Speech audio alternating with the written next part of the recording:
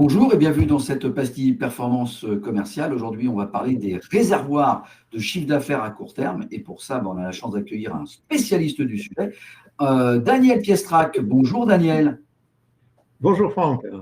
Bonjour Daniel. Je disais donc un spécialiste du chiffre d'affaires, de la performance commerciale. Au vu de votre grand parcours auprès de grandes entreprises notamment, vous allez peut-être nous résumer, mais très très court, hein, Daniel, parce que sinon ça va durer longtemps. Donc très court, très synthétique. Et aujourd'hui, vous êtes là et merci à vous de nous accorder ce temps. On va donc parler des réservoirs, des quelques réservoirs de chiffre d'affaires à court terme. Il y en a plusieurs, mais on n'aura pas le temps de tout balayer aujourd'hui. On fera peut-être d'autres petites séquences. Mais le sujet, en tout cas, c'est ça, c'est d'avoir des clés pour pouvoir augmenter le chiffre d'affaires à court terme. Alors Daniel, en quelques mots, présentez-vous rapidement sur votre parcours pro. Je m'appelle Daniel Piestrac, je suis donc le fondateur de BPS et aussi du PowerDog d'ailleurs. Et en BPS, c'est une société qui, pendant plus de 30 ans, a comment dirais-je, œuvré pour augmenter le chiffre d'affaires et les marges de grand nombre de sociétés, que ce soit des grands groupes tels que L'Oréal, Clarins, Carrefour, Alstom, Schneider, etc., ou de PME, parce qu'il y a aussi beaucoup de PME, comme elles sont moins connues, on les cite moins, hein, mais il y en a beaucoup, qui ont réussi à puiser dans ces réservoirs à court terme, surtout quand on est dans un marché qui est très concurrentiel et quelquefois une année où ça ne se passe pas très bien parce que le chiffre d'affaires régresse ou stagne pour différentes raisons économiques, souvent extérieures. Et donc, c'est là qu'il faut puiser dans ces réservoirs de manière à augmenter quand même le chiffre d'affaires et la marge. Voilà. D'accord. Et ces réservoirs, Daniel, ils sont vrais pour les grosses boîtes, les moyennes boîtes ou les petites boîtes. On les retrouve partout, à chaque fois. Oui, tout à fait. Même sur des sociétés, un consultant indépendant, par exemple, dispose des mêmes 10 réservoirs que L'Oréal aux États-Unis. Donc, les réservoirs sont toujours les mêmes. Alors bien sûr, ils ne s'expriment pas de la même façon. Notamment, dans ces 10 réservoirs, la force de vente ne représente que 1 des 10 réservoirs. C'est-à-dire qu'il y a 9 autres réservoirs qui ne dépendent pas de la force de vente, mais qui vont aider aussi la force de vente. Donc l'idée de base, c'est toujours de dire, en fait, avec la force de vente, plus on facilite le travail des commerciaux, meilleurs ils sont. La deuxième chose, concernant la force de vente, c'est de se dire qu'en fait, même un commercial moyen doit pouvoir réaliser son objectif. Pour ça, il faut utiliser dans ce réservoir des forces de vente, il va falloir organiser toutes les astuces d'organisation, parce que c'était mon premier métier, organiser donc ces sociétés sur le plan commercial, de manière à mettre en place une organisation qui engendre la performance et qui ne permet plus la médiocrité. Donc, ça, c'est très important. Après, bien sûr, il y a tous les outils qu'on va donner aux commerciaux, puis il y a tous les outils qui ne dépendent pas d'eux, mais qui vont leur faciliter grandement le travail. D'accord. Donc là, je viens d'entendre 2 fois, 3 fois, même peut-être 10 réservoirs. Donc le premier, vous avez dit, c'est la force commerciale, mais il ne faut pas s'appuyer que là-dessus, parce que j'ai compris. Il y en a 9 autres. Alors, est-ce qu'on les passe en revue, ces 9, et on est très synthétique, selon vous, ce qui est le plus performant, ou alors est-ce qu'on en prend 3, 4 et on détaille un peu plus et on fera peut-être une autre émission pour les autres? C'est vous qui décidez. Comme vous voulez. Nous en fait, un réservoir important en matière de marge et aussi de chiffre d'affaires, et qui est souvent très mal traité, ce sont les chartes tarifaires. Les chartes tarifaires et le pricing, donc c'est un autre réservoir, comment on définit ces prix? Les prix sont définis très souvent avec un prix de revient, un coefficient et un prix de vente, ce qui est le plus mauvais des systèmes existants au monde. Pourquoi? Parce que ça ne donne aucun relief à votre tarif. Je ne parle pas d'achat tarifaire, qui est autre chose. Je parle du pricing, du prix. Donc les calculs de prix sont très très mal foutus. Nous, on a mis au point des algorithmes qui permettent de faire des calculs de prix automatiques avec des marges brutes compensées, des marges compensées, ce qui permet d'être plus performant sur quelques produits qui sont des produits phares et de compenser en fonction des différentes quantités, puisque c'est un algorithme, donc il a besoin de données, de data. Et ces data, c'est que en fonction du nombre de produits vendus, des marges dégagées par ces produits-là, on va définir un relief dans le tarif qui va permettre d'être beaucoup plus attirant et compétitif sur certains prix moins sur d'autres, mais il y a beaucoup il est rare qu'un client passe une commande sur un seul produit. Il passe toujours une commande sur 2, 3, 4 produits. Il est très attentif sur le produit phare, beaucoup moins sur les autres produits. Donc, le fait de pratiquer, de mettre en place un calcul de prix performant avec un algorithme performant tel que nous les avons. Alors, nous sommes des algorithmes qu'on avait mis en place d'ailleurs dans la distribution chez Intermarché, par exemple, pour les prix des dépliants, chez Carrefour sur certains rayons, notamment pour la place des marques propres. Là, on a mis ça en place aussi beaucoup dans les PME d'ailleurs, parce que c'est dans les grands groupes, c'est, comment dirais-je, plus difficile de bouger les mentalités, mais on y a réussi dans certains cas. Mais c'est vrai que quand le groupe Alstom aux États-Unis ou au Canada vend des turbines à plusieurs centaines de millions, on ne va pas pouvoir rattraper le prix de la turbine qui va représenter 98% de la vente avec les 2% restants. Donc là, les calculs sont un peu différents. Justement, j'ai une question là, Daniel, parce que là, on parle de grands groupes, mais alors, on parle de grande distribution, de gros groupes, on parle du pricing. Il faut donc définir donc, le bon prix, d'accord, et puis voir sur presque faire de la vente ajoutée, d'après ce que j'ai compris. Mais ça, c'est peut-être plus simple quand on démarre une activité pour positionner les bons prix. Mais si on a déjà une activité qui est lancée, est-ce qu'on peut bouger et est-ce que justement, on n'a pas des réticences au changement? Et est-ce que c'est possible aussi dans la vente directe? Alors oui, bien sûr que c'est possible dans la vente directe, c'est possible dans tous les métiers, dans toutes les tailles d'entreprise. En fait, définir ses prix, même dans les services. Hein.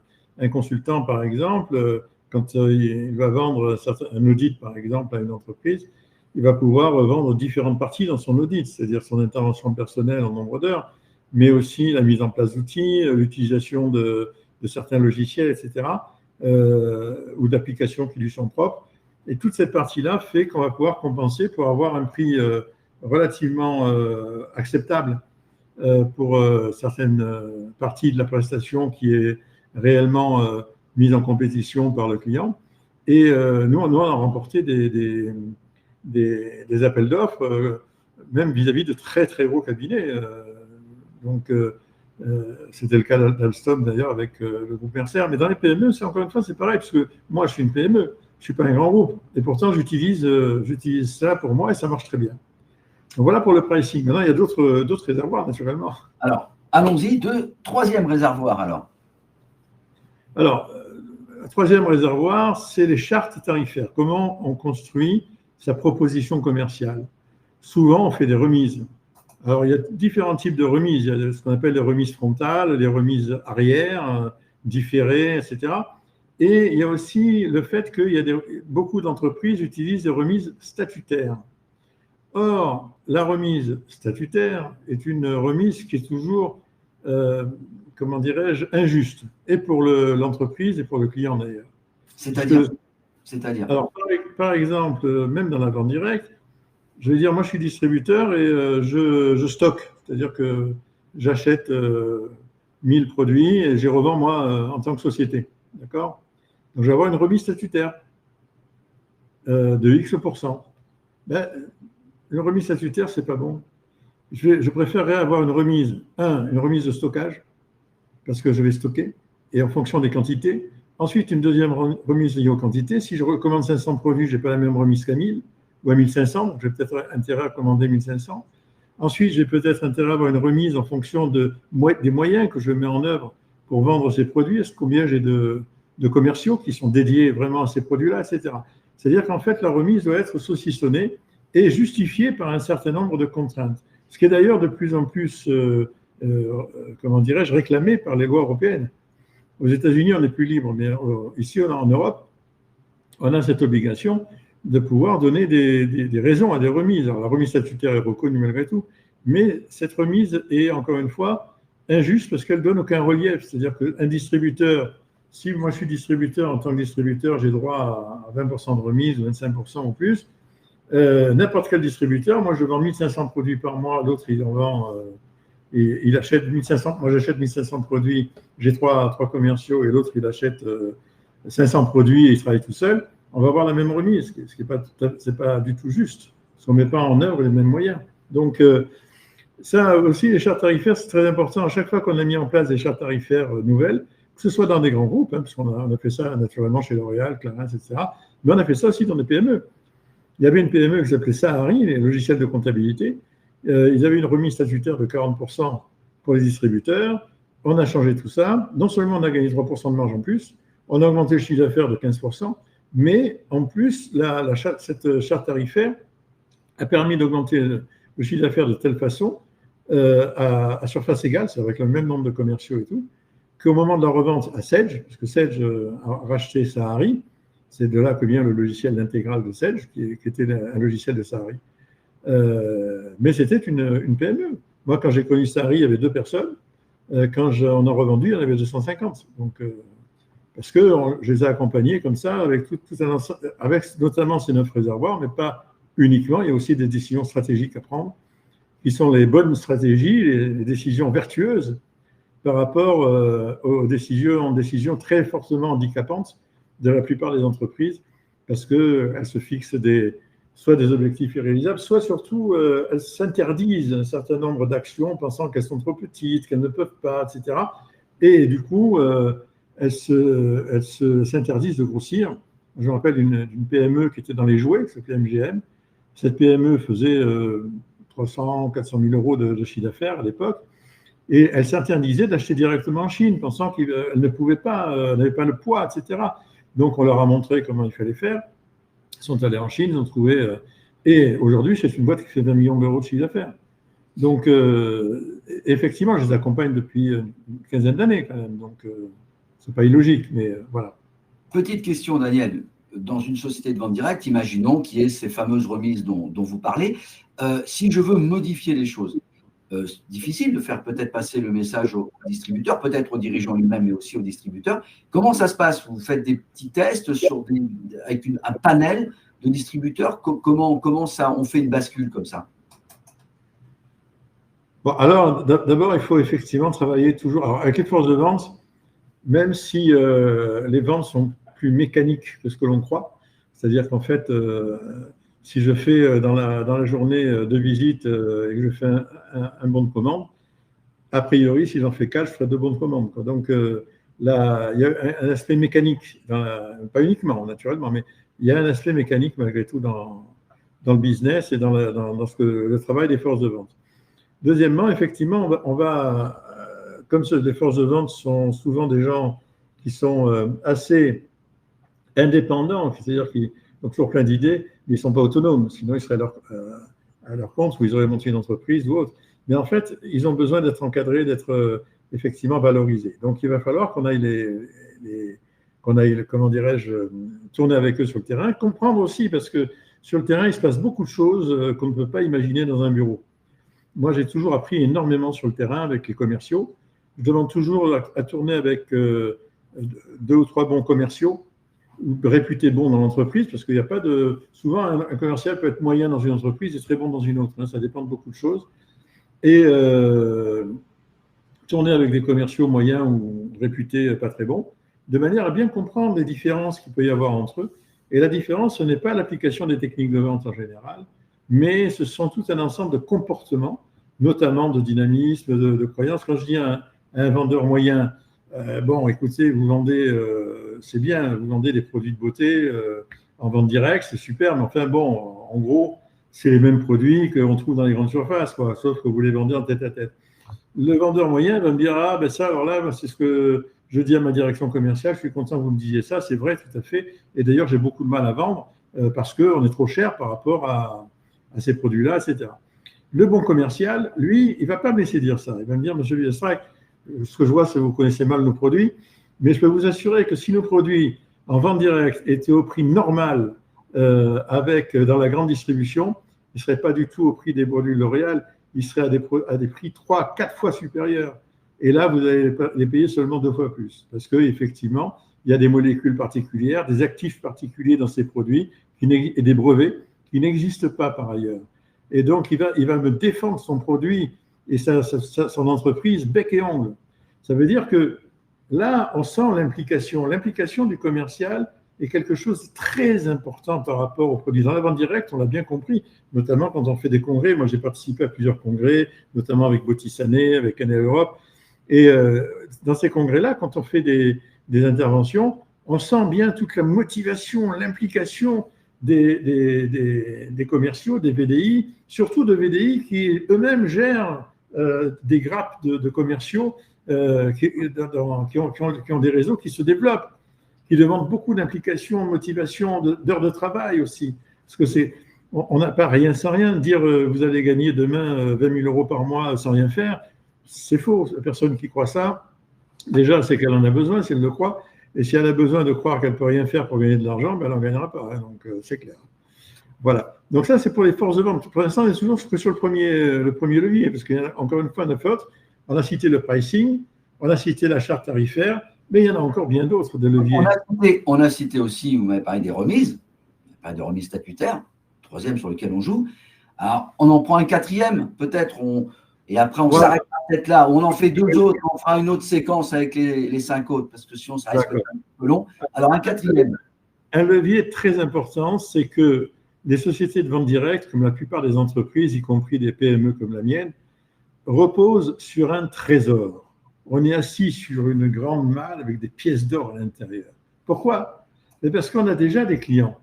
Or, ces clients, on s'aperçoit qu'on les exploite mal, que ce soit pour ce qu'on appelle le taux de nourriture, que ce soit pour le taux de la part de marché, par exemple. Par exemple, je suis consommateur. Le VDI que je connais bien vient me voir et nous vend des produits de beauté dont ma femme raffole. Très bien. Donc, elle est passée, elle a vendu ses produits. Moi, on a commandé 2-3 produits. Mais la gamme de produits de beauté, elle est très importante. Et naturellement, pendant la réunion, elle ne peut pas tout présenter. Il peut y avoir 20, 30, 40 produits différents. Alors, moi, je vais dire, ma femme va dire, je suis intéressé par les produits anti-rides, par exemple, plutôt une crème de jour, une crème de nuit, etc. Ah ben oui, mais il y a beaucoup d'autres produits. Il y a des produits hydratants, il y a des produits, etc. Et donc, ils ne sont pas proposés en général. Et quand je regarde la base de clients, parce que ça, c'est la base de données, on regarde ce que le client achète et tout ce qu'il n'achète pas. C'est-à-dire que là, on a ce qu'on appelle le taux de nourriture par rapport à nos produits. Et on voit les efforts que l'on peut faire, soit en testing. Alors, dans le produit de beauté, c'est facile parce qu'on sait qu'un produit testé sur 9 déclenche une commande.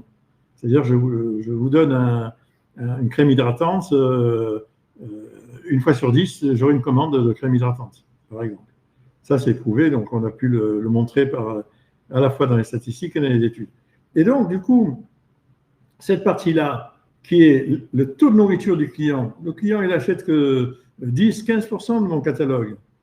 Mais pourquoi il n'achète pas le reste alors qu'il y a un potentiel? Et c'est des clients, ils me connaissent. Donc, je vais pouvoir… Or, le niveau de visite aussi, il est très faible. Moi, ma PDI, elle est venue nous voir en décembre, elle nous a vendu des produits, on ne l'a pas revu depuis, on est au mois d'août. Donc, enfin presque au mois d'août, en juillet. Donc, ça veut dire que à la fois ce suivi client, ce taux de nourriture, je me rappelle chez L'Oréal, par exemple, dans ce domaine des produits de beauté aux États-Unis, les vendeuses qui sont dans les grands magasins, les department stores, sont des vendeuses qui changent très rapidement au bout d'un mois, 2 mois, parce qu'elles sont là en dépannage, elles sont payées qu'à la commission. Et les stands sont complètement gérés par les marques, donc dans les department stores. Tout est payé, c'est ce qu'on appelle de l'open to buy. Et le problème, c'est que quand une vendeuse s'en va au bout de 2 mois et une vendeuse arrive, elle ne sait pas où on en est. Alors, on a créé ce qu'on appelle la prescription card. Cette prescription card permettait à la fois d'avoir par consommatrice une carte de prescription avec ce qu'elle consomme, les échantillons qu'on lui a donnés, très importants. Ça permet de les appeler ensuite, de faire du callback, de pouvoir les appeler pour les faire revenir, pour les faire réagir et faire des ventes supplémentaires. 15% de chiffre d'affaires supplémentaire rien qu'avec la prescription card aux États-Unis. Donc, c'est pour dire que ce genre de choses et ce genre d'outils, qui existent peu ou pas dans les entreprises, que ce soit des PME, que ce soit des entreprises de vente directe ou autre, eh bien, même dans mon métier, c'est-à-dire que nous, si je regarde par exemple HippoAirDoc, qui est une marque du groupe BPS, dont je suis le fondateur, HippoAirDoc fait de la dématérialisation de documents, c'est très bien. Ok, on a des entreprises qui font la dématérialisation, mais est-ce qu'ils achètent la propriété intellectuelle pour leur R&D? Ben non. Donc effectivement, j'ai encore des parts de marché à prendre chez ce client-là. Souvent, le commercial ne va pas le faire parce qu'il craindra de perdre le client sur les autres produits. Alors que quand on automatise ces systèmes, de ventes complémentaires, etc., effectivement, on a beaucoup plus de résultats parce que c'est automatisé. Le commercial en bénéficie naturellement en direct, mais ce n'est pas lui qui va initier cette vente additionnelle. D'accord, donc voilà. on a un fichier.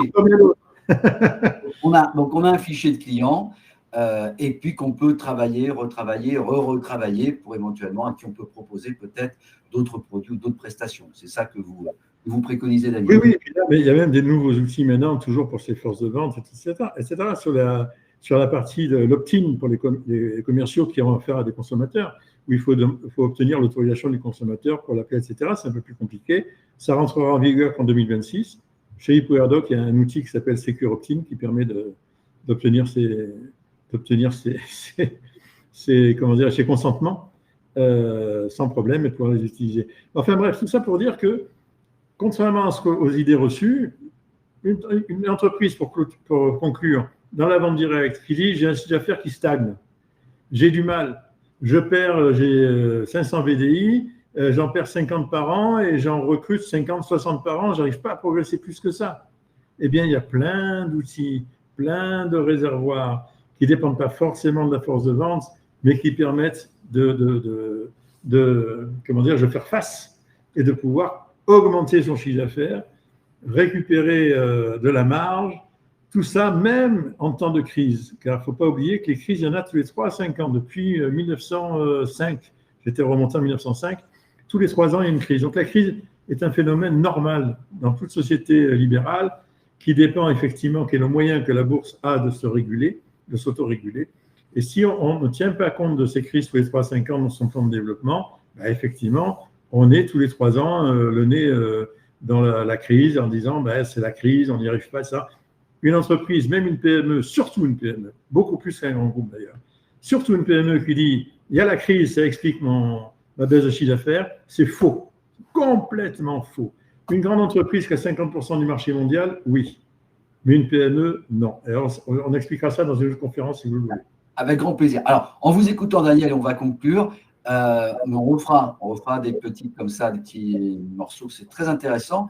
D'ailleurs, si des personnes souhaitent en savoir plus, des spectateurs souhaitent en savoir plus, ils peuvent se rendre bien sûr sur votre stand, BPS. Oui, vous pouvez m'appeler, c'est gratuit, il n'y a pas de problème. Donc, dans le village des experts. Mais en vous écoutant, ça me fait penser à une image un peu de l'iceberg, où on a l'impression que la pointe immergée, le sujet, c'est les commerciaux, la force commerciale. Et en fin de compte, non, il y a 90% qui vraiment fait tenir le tout, qui est en dessous finalement. Ce n'est pas le commercial, d'après ce que je comprends. Donc, c'est une perspective intéressante. Donc, ça ouvre des pistes en tout cas. Ça ouvre des pistes. Bon, merci beaucoup Daniel de nous avoir accordé votre temps que je sais précieux. Avant de nous quitter, un petit conseil peut-être que vous pourriez donner aux commerciaux sur le terrain, parce que c'est vrai, je suis d'accord avec vous, l'extérieur n'explique pas tout, la morosité ambiante, etc. n'explique pas tout, mais quand même, nous sommes des êtres humains, donc ça joue aussi sur le moral d'un commercial. Quand on a, je dirais, une ambiance un peu anxiogène comme on a maintenant partout dans le monde, quel conseil vous pouvez donner à un commercial qui se lève le matin et qui va faire ses ventes? Vous pouvez donner quoi comme conseil de l'expérience que vous avez pour insuffler à chaque fois de l'énergie? Alors, c'est très simple. En fait, moi, dans ma carrière, j'ai dû tourner avec 3000 commerciaux à peu près dans une trentaine de pays, en général avec des commerciaux qui parlent anglais d'ailleurs. Mais chez des très bons commerciaux, j'ai noté 3 qualités essentielles qui ne dépendent pas des techniques de vente ou des produits. La première qualité, c'est l'implication par rapport au produit. Si vous n'êtes pas, vous, convaincu que votre produit est le meilleur du monde, qu'il n'y a rien de au-dessus de ce produit-là, etc., vous ne le vendrez pas ou vous le vendrez mal parce que vous aurez du mal à répondre aux objections et à répondre de façon crédible aux objections. La deuxième qualité, c'est la ténacité. Ça, c'est très important. C'est-à-dire que, effectivement, il y a des jours où je vois 3, 4 clients où je passe des coups de fil pour avoir des rendez-vous. Et au bout du 10e qui me dit non, il n'y a pas question, etc., je commence à me décourager. Donc, c'est la résistance à la frustration, on appelle ça. Et donc, la ténacité qui fait que malgré tout, j'appelle le 11e, le 12e, avec le même enthousiasme, les mêmes phrases que je connais qui marchent bien, etc., fait que finalement, je vais commencer à avoir des rendez-vous. Puis il y a des jours, effectivement, sur 10 appels, j'ai 5 rendez-vous. Allez savoir pourquoi. Donc, mais cette résistance, cette ténacité, elle est hyper importante. Ténacité, implication, niveau d'activité. C'est-à-dire que si au bout d'une heure, je me décourage, je vais prendre un café, c'est pas bon. C'est-à-dire qu'il va falloir qu'effectivement, je tienne la route et que je puisse en permanence me dire, bon, ben, effectivement, là, c'est pas bon ce matin, mais je n'arrête pas, je continue. Et puis en continuant, effectivement, ça va revenir. Mais ténacité, niveau d'activité, implication, c'est les trois qualités essentielles chez les commerciaux sur lesquelles il faut travailler pour vendre mieux avec son réseau. Pas simplement les techniques de vente, pas simplement l'implication produit, mais aussi l'implication par rapport à l'entreprise. C'est pour ça qu'on raconte dans la vente directe l'histoire, la saga du chef d'entreprise, du fondateur, pour impliquer aussi davantage nos commerciaux, et puis de montrer qu'effectivement, ces produits-là sont exceptionnels. Il n'y a pas mieux sur le marché. Et la raison pour laquelle on ne le vend pas en grande surface, c'est tout simplement parce qu'il nécessite du conseil, de l'accompagnement, et qu'aussi ce sont des produits avec des brevets qui ne seraient pas compatibles avec les prix de la grande distribution. C'est-à-dire que, et oui, parce que quand on a un brevet, par exemple dans les cosmétiques, que je connais bien, parce qu'on avait 20% du marché des cosmétiques à l'époque, on a un brevet qui marche bien, qui est vraiment quelque chose d'original. Ce brevet-là a un coût. Ce coût, si on doit l'amortir sur la vente des produits, dans la grande distribution, ça a des prix phénoménaux, parce qu'il y a des marges cumulées. Il y a la première marge au grossiste ou au distributeur, la marge du distributeur, etc. La vente directe permet de vendre directement ces produits avec des marges raisonnables et donc des prix beaucoup plus raisonnables, même s'ils peuvent être, sur le plan en valeur absolue, un peu plus chers que dans d'autres circuits. Daniel, c'est passionnant ce que vous dites. Mais alors, je vous avais demandé 3 conseils et tout de suite après, vous avez redérivé sur encore un autre sujet. On fera effectivement aussi, c'est prévu hein, bien sûr dans les grilles de programme, on fera des émissions avec différentes personnes, bien sûr, qui connaissent bien le sujet pour comment bien défendre un produit de vente directe. Parce qu'effectivement, s'il est vendu en vente directe, c'est qu'il a d'énormes qualités. Il faut bien sûr les mettre en avant quand on le vend. Nous sommes d'accord. Bon, merci beaucoup, Daniel. Merci pour votre temps. Et puis, on se retrouvera bientôt. Et puis, bien, quant à vous, chers téléspectateurs, vous pouvez retrouver donc Daniel dans le Village des Experts, donc avec DPS et puis Powerdog. Et vous pouvez également le contacter pour toute question en direct. Aucun souci. Et baladez-vous dans les allées du salon, puisque le salon est ouvert 24 heures sur 24 et 7 jours sur 7 pour mémoire. Daniel, merci beaucoup. À très bientôt. Merci pour votre temps. À bientôt, Daniel. À bientôt.